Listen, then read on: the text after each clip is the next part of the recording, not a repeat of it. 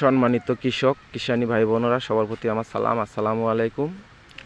ভুট্টা চাষ, অনেকেই ভিডিওতে অনেকগুলো গিটে গিটে এইরকম মোচা লাগিয়ে দিয়ে ভিডিও দেখায়। দেখেন, এই যে আমি লাড়াচ্ছি, এই যে লাড়াচ্ছি, এই যে লাড়াচ্ছি, প্রতিটা দেখেন 3টি কল মোচা, একটি গাছে 3টি মোচা। তারপরে গাছটির দেখেন, এই যে 2টি মোচা, দেখেন এই যে দেখেন 3টি মোচা।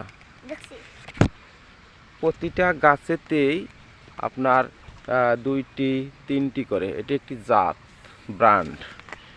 আপনারা আমার কমেন্টে আসেন, আমি জাত সবই আপনাদেরকে বলে দিব।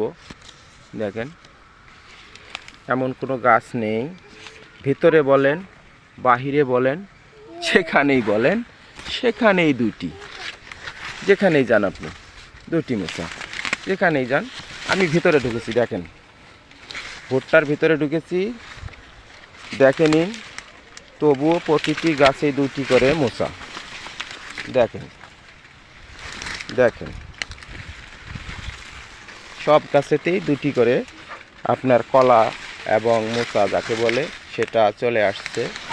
এত উন্নত জাত, এই জাতের ভুট্টা আপনার বিঘা প্রতি 32% বা 33% বিঘাতে আপনার 55 থেকে 60 মণ। এটা গল্প না, আপনাদেরকে চাষ করুন এবং দেখুন।